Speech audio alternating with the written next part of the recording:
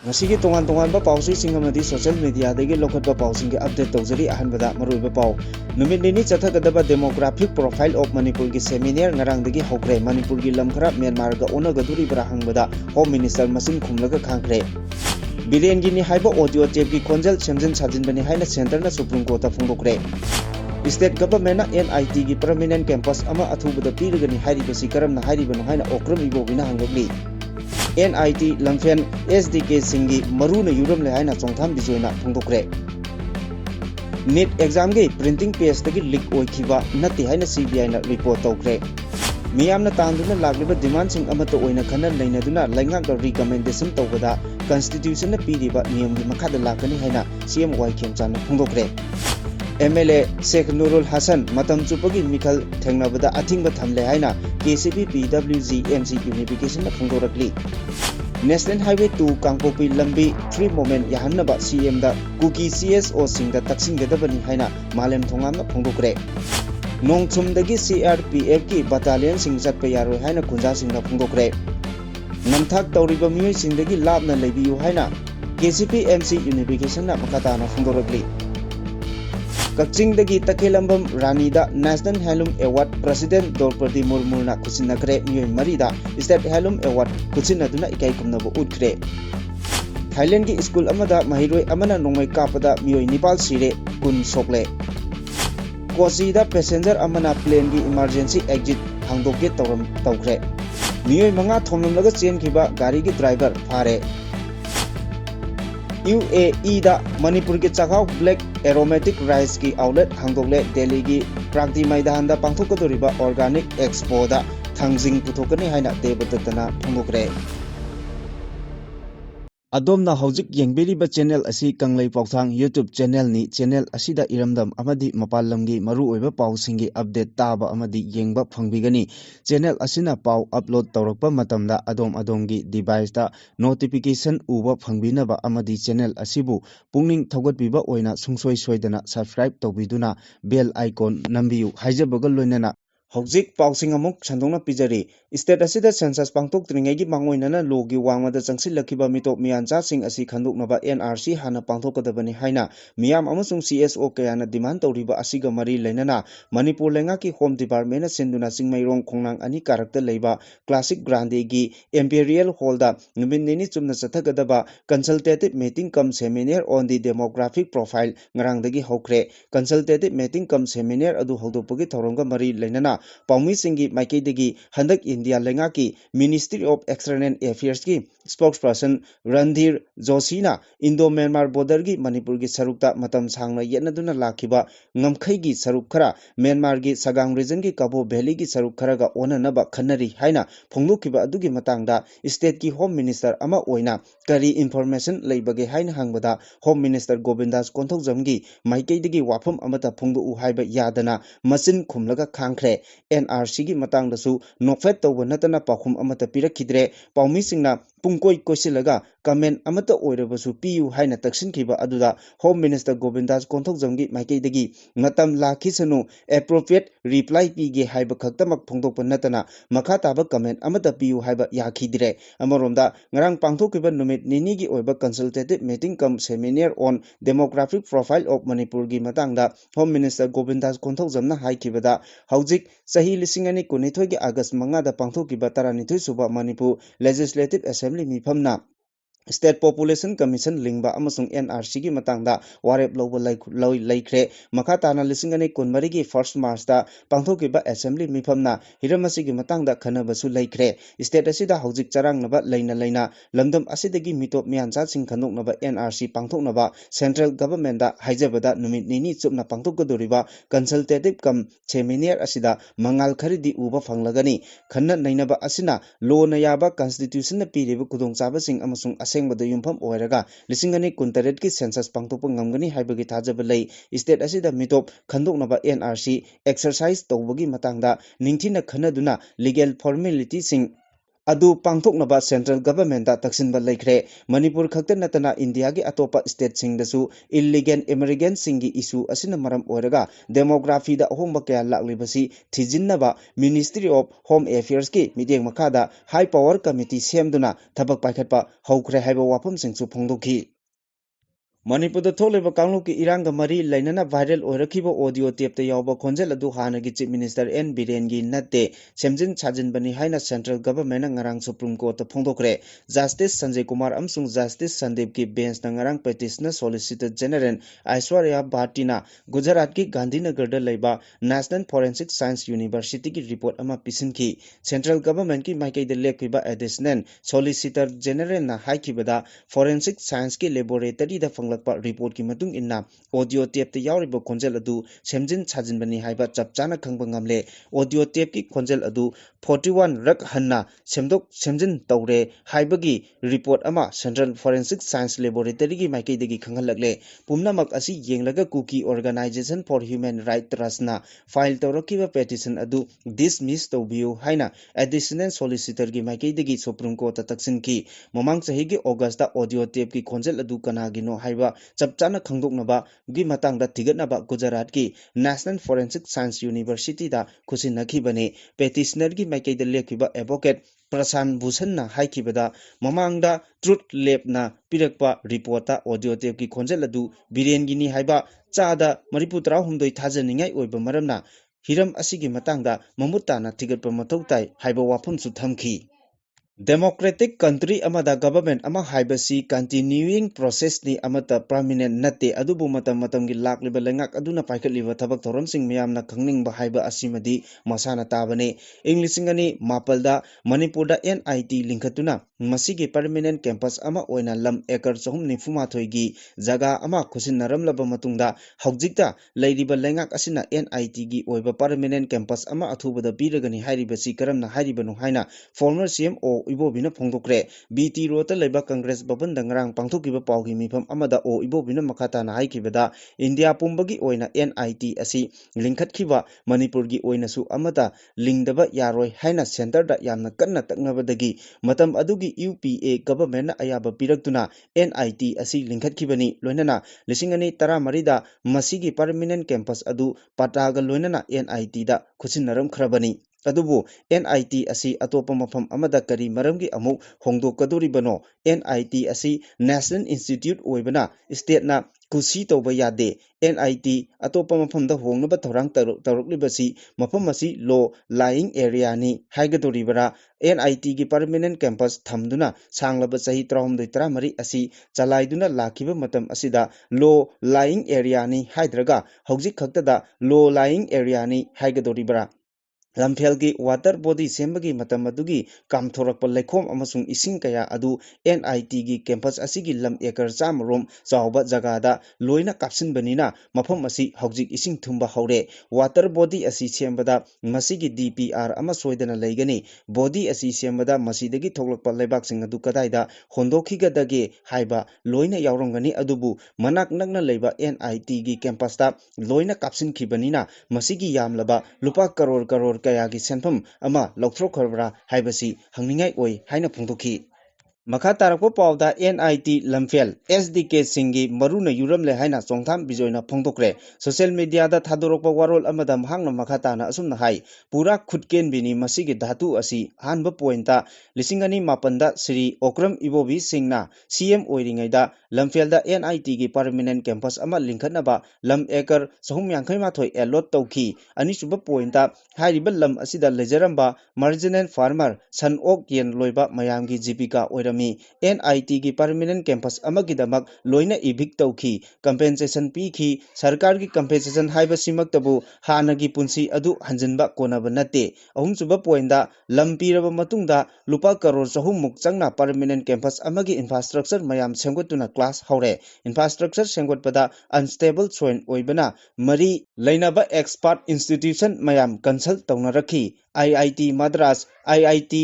Roorkee ga Tanaraga CPWD da thabak sinakibani maruchuba pointa lisingani taramapul phawba NIT Lamphel gi permanent campus asi ising thumbagi record laite akoi bada sewage ki treatment plant Cow Siza Hospital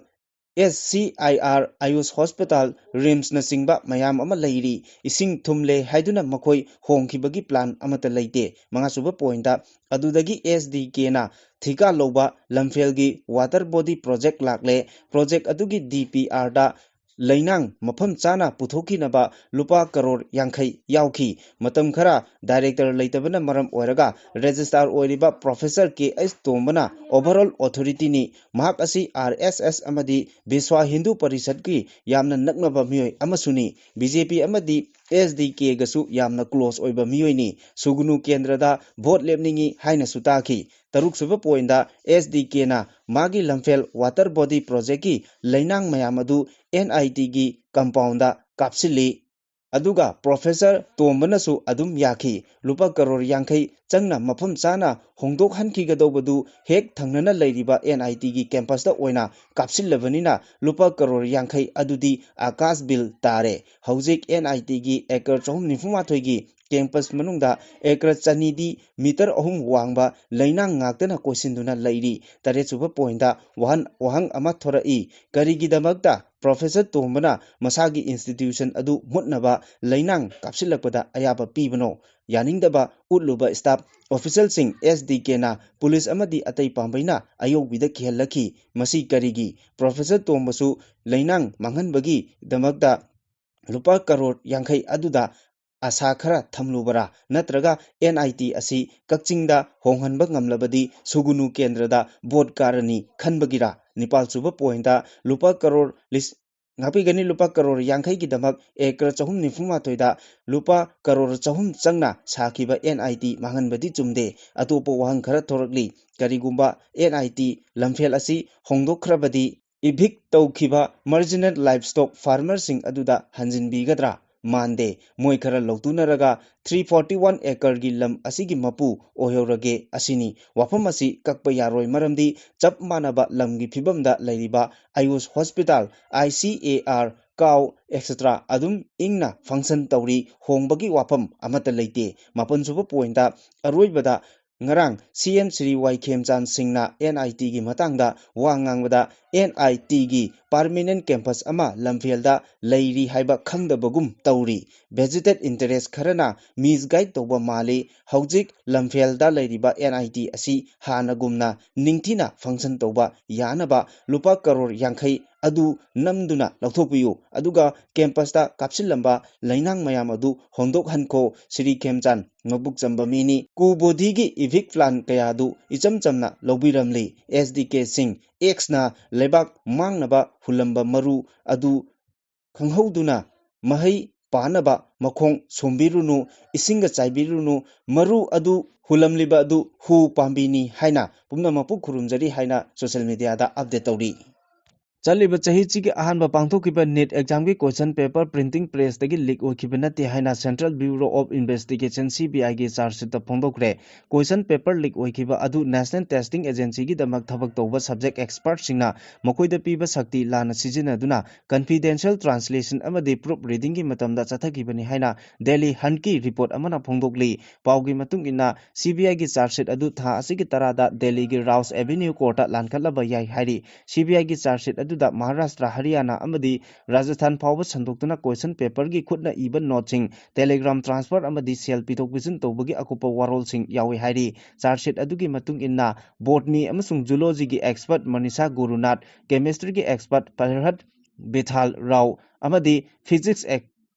physics ki expert Manisha Sanjoy na makoida piba power lana sijinaduna examination ki material sing adu phangkhibani hari CBI na claim tawbagi matung inna haukiba April da Kulkarni amasung Mandhare na lona makoigi Pune da leiba yumda secret revision chathaki amadi loinana matam aduda candidate kharada question paper khara haidokduna cheda ihankhiba kharana answer option haidokbaga loinana achumba answer kharasu haidokhi hairi aduga physics ki oina hawaldarna question sing Pune da physics ki lecture oiba Tajas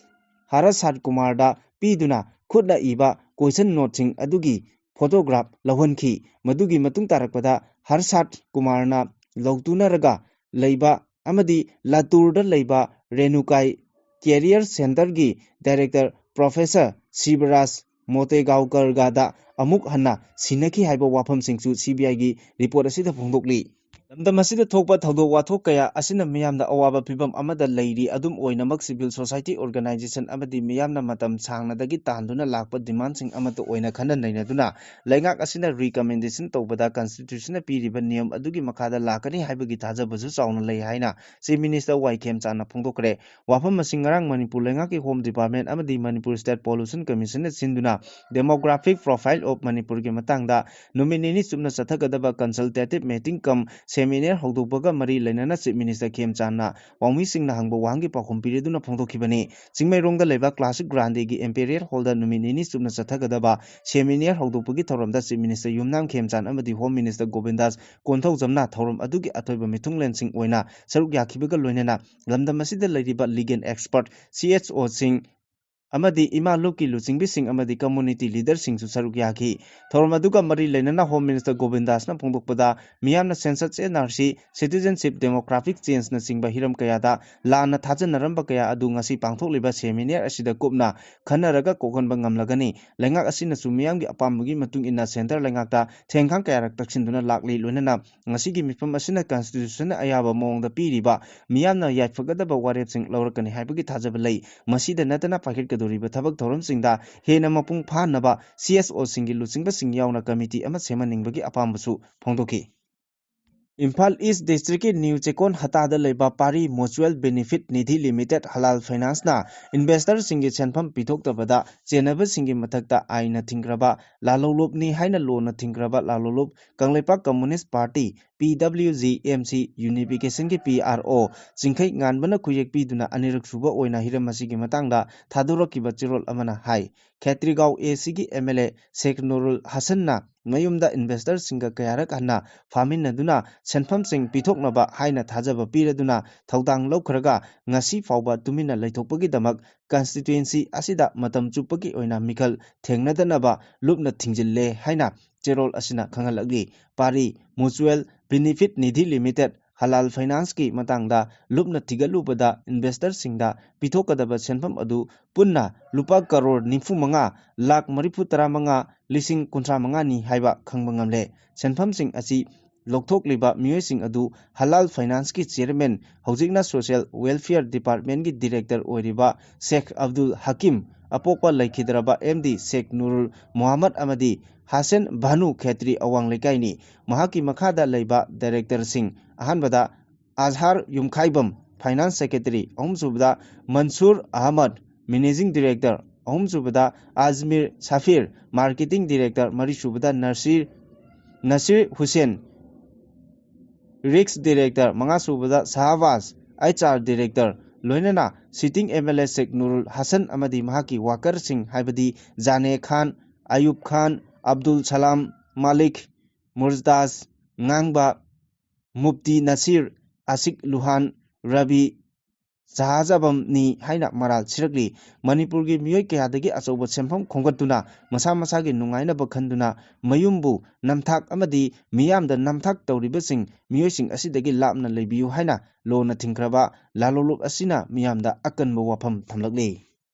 Chief Minister na Kangpokpi District chatuna tongan ba stakeholder sing amadi local community singi representative singa unaduna wari chanagadoriba asida National Highway 2 da Maitei Naga amadi Tangkol gi miyoi singna Kangpokpi lambi fauduna chatpa matamda thengnariba kudongchadaba singi matangdasu khanganbiyu haina social activist Malem Thongamna Chief Minister Yumnam Khemchang gi pungning chingsilagli Malem Thongamna kuyek piduna thadokpa chirol amada lamdam asigi miyamgi fundamental right pu response tongnaba amadi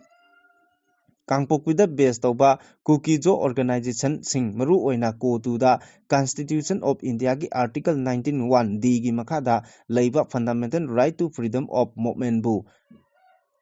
respect taunaba Chief Ministerna wari sabiu loinana Delhi dagi Imphal tamna cycle da Kangpokpi lambi fauduna laknaba honakiba matam aduda December 18 2015 da kotuna press statement ama thoktuna mahakpu Kangpokpi lambi fauduna chattanaba akanba warning tawrakiba maramna mahak Kangpokpi district fauduna mahakki khongjat adu mapung phana chatpa yahankidabasu laikhrabani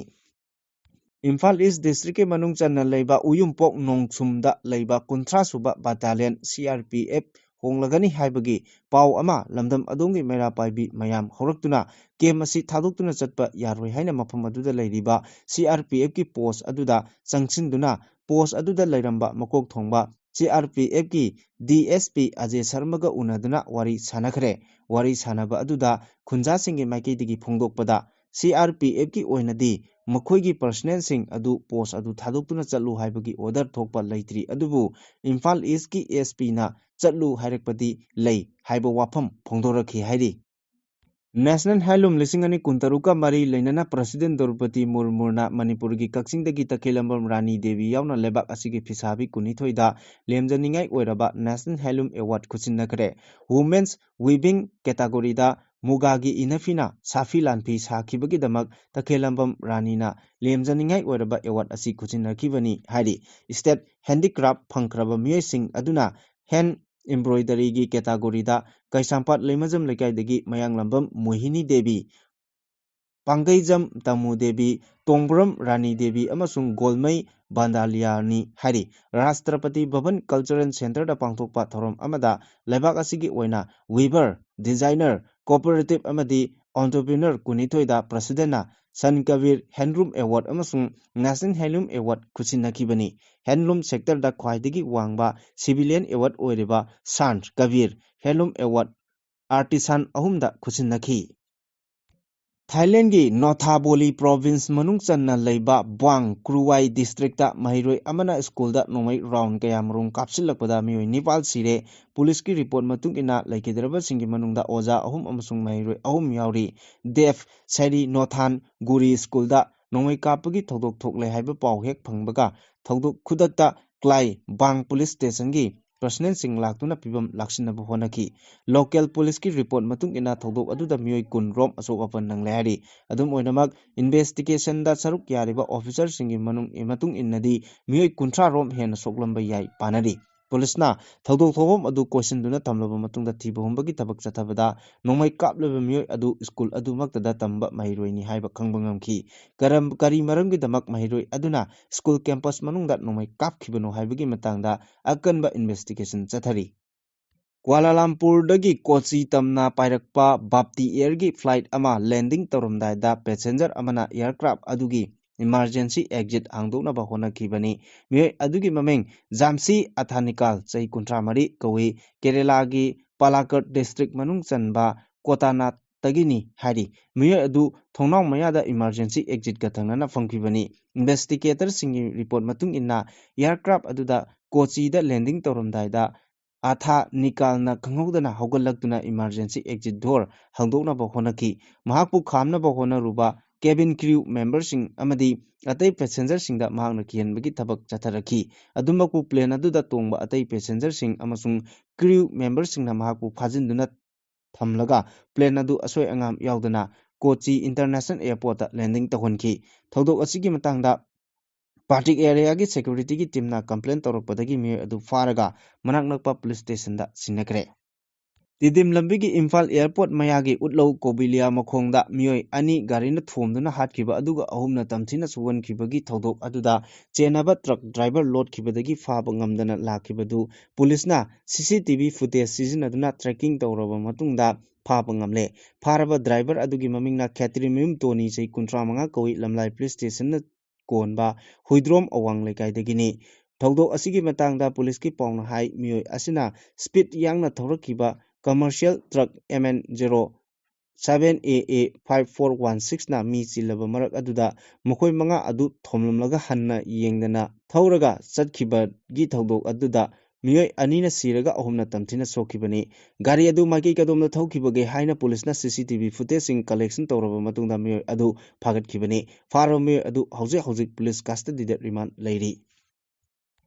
ꯃꯅꯤꯄꯨꯔꯒꯤ organic ꯄꯣꯠꯊꯣꯛ ꯑꯃ ꯑꯣꯏꯔꯤꯕ ꯆꯥꯛꯍꯥꯎ scientific ꯅꯦꯝꯅ black aromatic rice ꯑꯁꯤ ꯃꯥꯏ ꯄꯥꯛꯅ ꯄꯨꯊꯣꯛꯇꯨꯅ UAEꯒꯤ ꯑꯖꯃꯥꯟꯗ ꯆꯥꯛꯍꯥꯎ ꯄꯨꯊꯣꯛꯂꯤꯕ ꯐꯥꯔꯃꯔꯁꯤꯡꯒꯤ ꯑꯣꯔꯒꯥꯅꯤꯛ ꯑꯥꯎꯠꯂꯦꯠ ꯑꯃ ꯍꯥꯡꯗꯣꯛꯄ ꯉꯝꯂꯦ꯫ ꯃꯅꯤꯄꯨꯔꯒꯤ ꯃꯤꯌꯥꯝꯅ ꯄꯥꯝꯅ ꯆꯥꯅꯔꯤꯕ ꯊꯥꯡꯖꯤꯡ ꯁꯥꯏꯟꯇꯤꯐꯤꯛ ꯅꯦꯝꯗ ꯐꯣꯛꯁꯅꯠ ꯑꯁꯤꯁꯨ ꯍꯟꯗꯛ ꯍꯧꯗꯣꯛꯈꯤꯕ ꯁꯦꯟꯇ꯭ꯔꯦꯜ ꯁ꯭ꯀꯤꯝ ꯑꯃꯒꯤ ꯃꯈꯥꯗ ꯑꯣꯏꯔꯤꯕ ꯗꯤꯚꯦꯂꯞꯃꯦꯟꯠ ꯑꯣꯐꯅ ꯁ꯭ꯀꯤꯝꯒꯤ ꯃꯈꯥꯗ ꯊꯥ ꯑꯁꯤꯒꯤ 12ꯗꯒꯤ 15 ꯐꯥꯎꯕ ꯗꯦꯜꯂꯤꯒꯤ ꯄ꯭ꯔꯥꯒꯇꯤ ꯃꯩꯗꯥꯟꯗ ꯄꯥꯡꯊꯣꯛꯀꯗꯧꯔꯤꯕ ꯋꯥꯔꯜꯗ ꯑꯣꯔꯒꯥꯅꯤꯛ ꯑꯦꯛꯁꯄꯣꯗ ꯄꯨꯊꯣꯛꯂꯒꯅꯤ ꯍꯥꯏꯅ ꯍꯣꯔꯇꯤꯀꯜꯆꯔ ꯑꯦꯟड ꯁꯣꯏꯜ ꯀꯟꯖꯥꯔꯚꯦꯁꯟꯒꯤ ꯗꯤꯔꯦꯛꯇꯔ ꯀꯦ ꯗꯦꯕꯗꯠꯇ ꯁꯔꯃꯅ ꯐꯣꯡꯗꯣꯛꯈ꯭ꯔꯦ꯫ DIPRꯅ ꯁꯤꯟꯗꯨꯅ ꯄꯔꯤꯡ ꯅꯥꯏꯅ ꯆꯠꯊꯈꯤꯕ ꯃꯤꯠ ꯗꯤ ꯄ꯭ꯔꯦꯁꯀꯤ